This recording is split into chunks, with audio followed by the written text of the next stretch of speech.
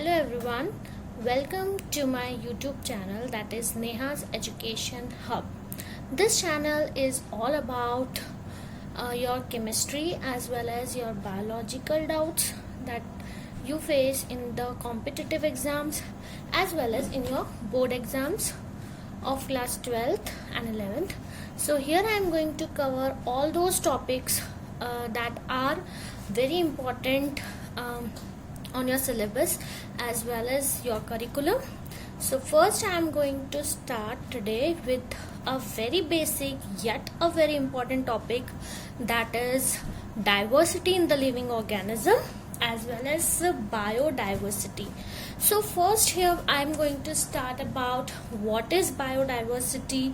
We are going to read about what is taxonomy, then we are going to read about taxonomical categories, what are they, as well as at the end we are going to take about botanical garden as well as zoological parks. So how this taxonomical study takes place. So first we are going to we have to know that what is biodiversity or what is diversity in this living world. So all the living organisms have the capacity of self-reproducing, and they are capable to grow as well as maintain their integrity by expending their energy or by the expenditure of energy.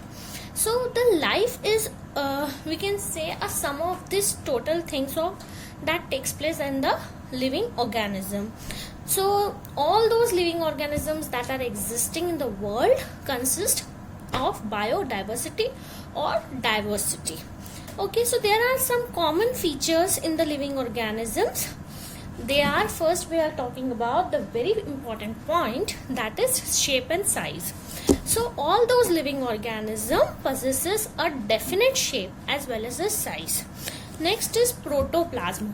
Actually, what is protoplasm? So the living matter, all the living beings consist a living matter, that is a real living matter, and it is protoplasm, which is the physical basis of life. So the proteins and the other chemical substances are there that consist a definite ratio and constitute the protoplasm, and all the vital activities take place in protoplasm. Next, that next point will be the cell structure. So all the living organism consist of a very basic unit, that is cell, and it is cell in the living organism. So the cell is covered by the cell membrane, which is the outer covering of the cell, and cell contains many of the protoplasm and other chemical substances. So the plant cell doesn't have the cell membrane, so it is covered by a cell wall which is dead. Next, living organism has metabolism. So what is metabolism actually? So it is the sum total of all the chemical reactions that takes place in a living body. It is called as metabolism. So the living organism, they acquire the energy and use that energy for metabolism. Okay, so in the living organism, all the physical as well as chemical changes takes place, and the metabolic activities are of two types. First is the catabolic activity and second is the anabolic activity. Catabolic activity is a destructive one as well as anabolic, it means the constructive one. So there are two types, catabolic as well as anabolic. So the sum total of all the chemical reactions that performed by the living organism is known as metabolism. Okay, so now the next point will be the sensitivity and adaptability. So all the living organisms, they, whether they are prokaryotes or whether they are eukaryotes, they respond to the external stimuli. So they the response of the stimuli is known as sensitivity, as well as all the living organisms adapt themselves into the environment according to the changes in the environment. So there are many types of stimuli that can be physical stimuli, chemical stimuli, or it can also be the biological stimuli. Next is growth. So all the living organisms on this in this world, they have the capability of growth. Okay, so they have irreversible increase in their number as well as mass. So the size also increases, and that is known as growth. Okay, so the final product of successful metabolism is growth. So if a metabolism is taking place, therefore growth is occurring. Okay, so the growth is result between the anabolic and catabolic process. So growth occurs when anabolic process, means the anabolic metabolism will exceeds the catabolism, meaning the constructive process will occur which will lead to the growth, and the destructive process will not occur, so the growth will not occur. So the growth will only occur when the anabolic process will exceed the catabolic process. Okay, so for growth there is three processes involved. One is the cell division, second one is the cell enlargement, and the third one is the cell differentiation. Okay, so this is not important as now, but later we'll study, or you have already studied in your 9th and 10th, what is cell enlargement, cell differentiation. Okay, so the next point is reproduction. Actually, reproduction is the formation of a new individual of a similar kind, right? So it is not essential for the survival of an individual. Means that living organism doesn't reproduce. If they doesn't reproduce, doesn't mean they don't conclude to the biodiversity. Okay, all the living organisms have the capability to produce their offsprings of similar to them, but reproduction is required for the population also, as well as for the continuity of the life. Okay, so organisms, they reproduce by sexual as well as asexual reproduction. Okay, so there are many types by which asexual reproduction also takes place. For example, if we talk about fungi, it reproduce multiply and spread easily by asexual reproduction. Okay, so next process of asexual reproduction, if we talk about, it is budding. Budding is seen in the lower organisms like yeast as well as hydra. Okay, even the flatworms, the next process will be the regeneration, where the planaria, or the general name is flatworms, they reproduce through true regeneration. That is, they regenerate into the whole body by a small fragment. Okay, so the fungi also reproduce by filamentous process, and it is filamentous algae, protonema of mosses, and all of them easily reproduce through fragmentation, right? Next, there are many organisms, like we talk about mules, or we talk about many human beings also, that are infertile, and some sterile workers of bee also, they do not reproduce. Hence reproduction cannot be the key point for the living organisms to survive. Okay, now we'll talking about diversity in the living world, how the diversity is occurring. So if we talk about biodiversity, it refers to the number and the types of the variety of plants and animals that are present on earth. All those plants and all those animals, including the human beings, that are present on earth. So the biodiversity occurs in the living organism through biological diversity also, or biodiversity also, right? For example, if we talk about, there is a forest, so it has variety of organism, variety of insects, and variety of plants. So they all include to the biodiversity.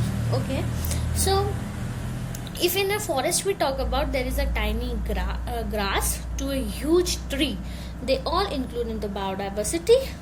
And there are many microorganisms also that are living in the soil, they also conclude to the biodiversity. Okay, so there are millions of microorganisms and there are organisms that are found on earth, and they are recognized by their local names. Okay, from place to place, right? There are many organisms and they refer to the local place, local names we have given to them, and they differ from place to place. Okay, so now what happened, the local names if we are giving to the organism, it is difficult to recognize the organisms. So to recognize the organism, we have given them a standardized naming of the living organism is done, and that standardized naming of the living organism, so that the organism we can recognize them easily, and they have given a globally name. So that is process is known as nomenclature. So actually what is nomenclature? The process of naming the living organism is known as nomenclature. Okay, so nomenclature is possible only when the organism is described correctly. If the organism is not described correctly, the nomenclature is not possible, right? So the description of the organism, if we talk about, which makes the process of naming the organism, or which makes the process of nomenclature possible, is known as identification. Okay, so what is actually identification if we talk about? So identification, the description of the organism जो होता है, जो कि possible कराता है for naming the organism or for the nomenclature, is known as identification. Okay, so if we talk about in biology, there is a process known as binomial nomenclature. So this binomial nomenclature is represented by a scientific method of naming the microorganisms, protists, fungi, plants and animals. Okay, so there was a botanist, that is a Swedish botanist was there, that is Carolus Linnaeus. In 1773 he has formulated this binomial system of nomenclature in his book that is named as Species Plantrum. Okay, so this binomial system, there are two parts. One is the generic part or the generic name, and the second part is the specific name. So the first word of the biological name represents the genus, and the second name will represent the species. Okay, so for example, if we talk about wheat, so wheat's biological name is Triticum acetivum.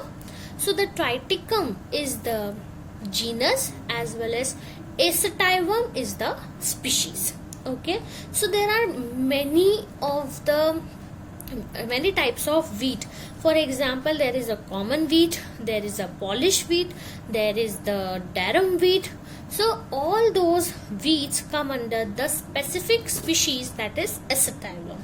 Okay, so the complete name of the common wheat they have given as Triticum acetivum.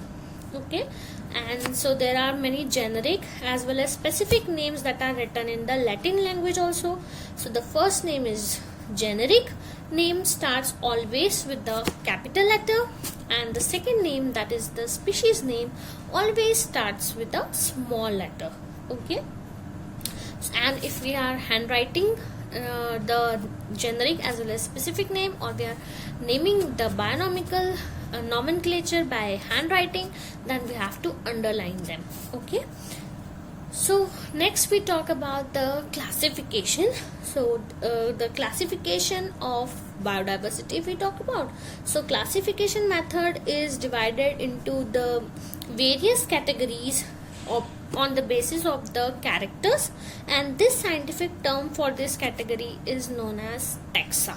So actually classification is the method to study about the living organism. Okay, so so in this, the classification is given as classes, families, order, genera and species. Okay, so next we are talking about actually what is taxon. So taxon, it is a group of real organisms that contain any category. Okay, so a natural taxon refers to the group of similar and genetically related individuals that have the characters distinct from each other, right? Example, tiger is a species, rose is a genus, eagle family, reptile order, fish class and roundworm phylum. Okay, so the term taxon, sometimes it is used in different ways and to categorize differently into the different categories, right? So next, if we talk about taxonomy, what is taxonomy? So taxon, it is very simple actually. Taxon, it is a group of real organism that contain into the category, any category it can be, right? Next is taxonomy. So what is taxonomy? Taxonomy, if we define, it is the science of identification, nomenclature and classification of organisms. Taxonomy is actually when we identify the organism, we name the organism and then we categorize them and classify the organism. Okay, so taxonomy is classified into different taxons. So in the taxonomy there are different taxons, means there are different categories in which the organisms are categorized. Okay, so what is next, the topic will be systematics. So actually what is systematics? So the word systematic has come from the Latin word that is systema, and systema means systematic arrangement of organism. So all the living organisms are systematically arranged and that is known as systematics. Okay, so the branch of biology deals with the diversity of the living organisms and their relationship among them. Okay, so next, what actually systematics include? It will include firstly the identification again, then again we will nomenclature them, then we will classify them and their evolutionary relationships. How are they evolved? These are also included into the taxonomy. Okay, so there is the hierarchy of categories that we talk about, and this hierarchy, if we talk about, it was given by the scientist that is Linus, and the Linus hierarchy is the sequence of arrangement of taxonomic categories into the descending order. He has given the hierarchy in the descending order, and in the descending order they have given the 5 categories.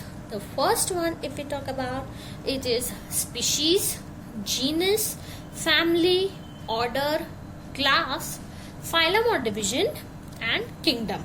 Okay, so first we are going in the descending order, since it is given, Linus has given the hierarchy in the descending order, so we are going to study the different categories according to descending order. So first the category was given as species. So actually what is species? Firstly, I would like to tell you all that all these categories are dependent on each other, and the categories will be given and has been divided according to the Linus classification. And here we are first talking about species. So what is actually species? Species, it is the most important category in the taxonomic hierarchy, because all the individual organisms have fundamental similarities. For example, if we talk about Mangifera indica, Solanum tubersonum, Panthera leo. So here all this last name, that is indica, leo, tubersome, these are the specific alphabets, that are the specific characteristics that all of them possess, right? So the basic unit of evolution, if we talk about, it is species. Okay, so species is defined as the smallest real basic unit of taxonomy. It is the very smallest unit, and it is related to reproduction, or it is reproductively isolated from the other groups of individuals. Okay, so all the organisms we know they are reproduction, it takes place whether they are fertile organisms or they interbreed. Okay, so next we are talking about genus. Genus, which is a group of all the closely related species. As I said earlier that all these categories are dependent on each other. So the genus is dependent on species, means the genus is a group of closely related species, right? So the species cannot be named without assigning its genus. If an organism is not assigned a genus, the species cannot be named, right? So the common feature species have to qualify to the genus is known as correlated characteristics. So they all have the correlated characteristics. So if we talk about potato, brinjal and other vegetables, they have their common genus, that is Solanum. Okay, next is family. So what is family? So family, it is related to genera, means it is related to genus, and genus having the several common characteristics. So if we have talk about any family, so family, it is a plural adjective, and if we add a suffix in it, that is aca, right, to name a genus. For example, Solanaceae. Solanaceae is the family of Solanum. So Solanum is related to potato and brinjal. Its genus is Solanum and the family will be Solanaceae, right? So family is characterized on both vegetative as well as reproductive feature of plant. Example, plant is Solanum, Petunia and Dhatura.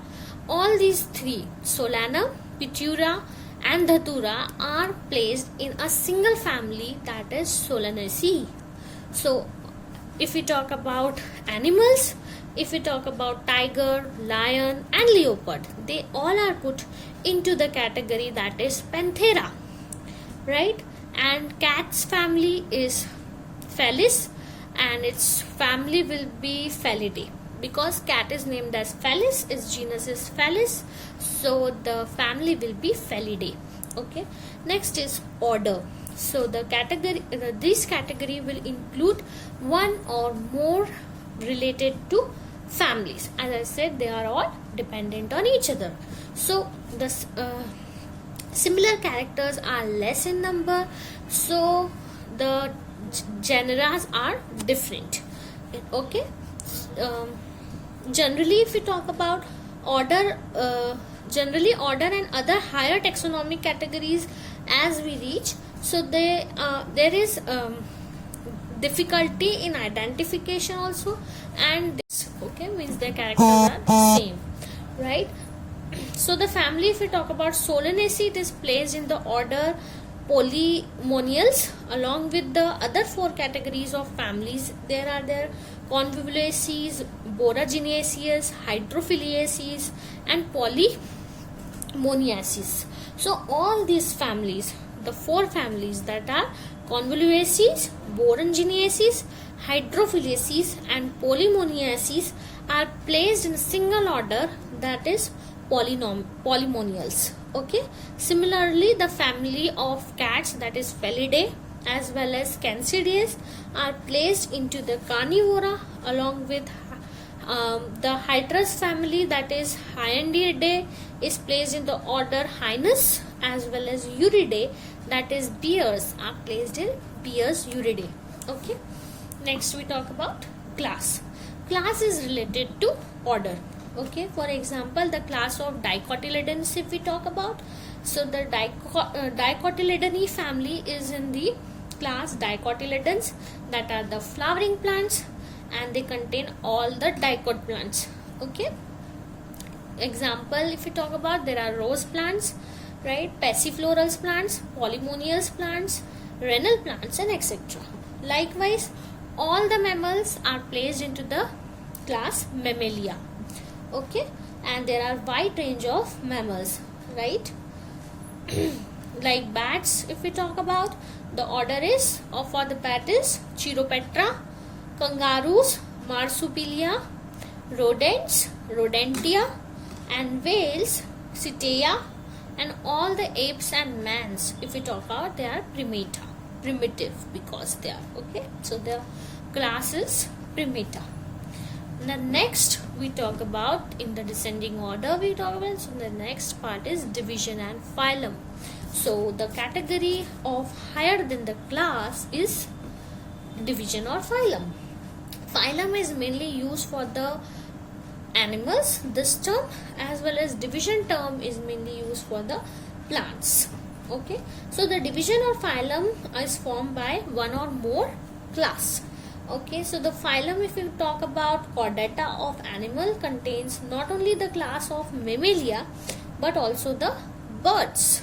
Okay, reptiles, amphibian, that is amphibians, and all the chondrichites. Okay, the next category will be the kingdom. It is the highest taxonomic characteristics. All the plants are into the kingdom, that is Plantae, and all the animals are into the kingdom, that is Animalia. Okay, so here I will talk about one or two examples I will take, so that you can easily understand how a common name can be differentiated into species, genus, order, family, class, division, and kingdom. Okay, so first I am talking about, if we talk about ourselves, example is man. So the common name is man, placed under the kingdom, that is Animalia. Okay, so here the phylum or division will be Chordata. Okay, the class of man is Mammalia, the order of man is Primata, the family is Hominidae, the genus will be Homo, and the species will be Sapiens. So the nomenclature of a man is Homo sapiens. How? Homo is the genus and the species will be the Sapiens. Okay, if I talk about the category from a plant, if we take, so its kingdom will be Plantae. Its phylum or division, if we talk about, it is Angiosperm. Okay, we are talking about the plant, that is pea. Okay, simple plant we are taking, that is pea. So pea's phylum or kingdom will be Angiospermae. Its class will be Dicotyledons, because pea comes under the dicot plants. Order will be Rosalis. Okay, family will be Leguminose, genus will be Pisum, and species will be Sativum. So the biological or the nomenclature or the taxonomical name will be given as Pisum sativum. So Pisum is the genus and Sativum is the species. Okay, now there are many taxonomical aids that help to study the taxonomy or the nomenclature. Okay, so the taxonomical aids are the taxonomical studies are very helpful for understanding the biodiversity. Okay, how biodiversity can be understood? By the help of taxonomical aids, right? So the collection and identification of various species is helpful for biodiversity. Okay, so and if we collect the plants and if we are collecting the plants and we are identifying the plant, so this collection and this identification is the prime basis for studying the biodiversity. Okay, so there are many taxonomical aids that are included, that like botanical gardens, then we are talking about herbarium, zoological park, museums. Okay, there are many monographs. Now what are monographs? They provide the information about the reversionary work for the taxa. There are many manuals, the manuals are nothing but they have the complete information about the keys, description of family, genus, species, everything. Periodicals, what are the updated things are added into periodicals, what are the new additions are added into the periodicals. Okay, next first we are talking about key. What is key? Key refers to the set of alternate characters in such a manner that they help for the identification of plants and animals. So plants and animals are identified which have the alternate characters is known as a key, right? So every taxonomic category like family, genus, species have a taxonomical key. Everything that is species, genus, everything have a taxonomical key, and these keys are identification of species in the genus is known as genus key. If we talk about species, it will be known as species key, right? So there are few and so on. If we go about order key, class key. Okay, so if it's there are some other keys also. First is the bracketed key. So bracketed key, if we talk about, it is the pair of contrasting characters are used for the identification of species is known as bracketed key. Couplet key, if we are talking about those contrasting characters, if they occur in the pair or in a couple, are known as the couplet. Okay, that is the lead key. So the each statement in the key is known as the lead, right? So next, if we are talking about the taxonomical aids, the first aid will be herbarium. Actually, what is herbarium? So herbarium is nothing but it is the collection of all the plants that are pressed and dried and that are preserved, okay, on a paper sheets that are preserved is known as herbarium. So those plants that are pressed and dried and preserved on a paper sheets are known as herbarium. That plants are properly labeled and they are systematically arranged also. So it is a book, it can be a book or a room in which all these dried plants are preserved, and these are protected from fungi and insects. So the publication works like complication of floras, manuals, it comes under monographs, all are comes into the herbarium. Okay, so next taxonomical aid will be the botanical gardens. So all the botanical gardens, what are botanical gardens?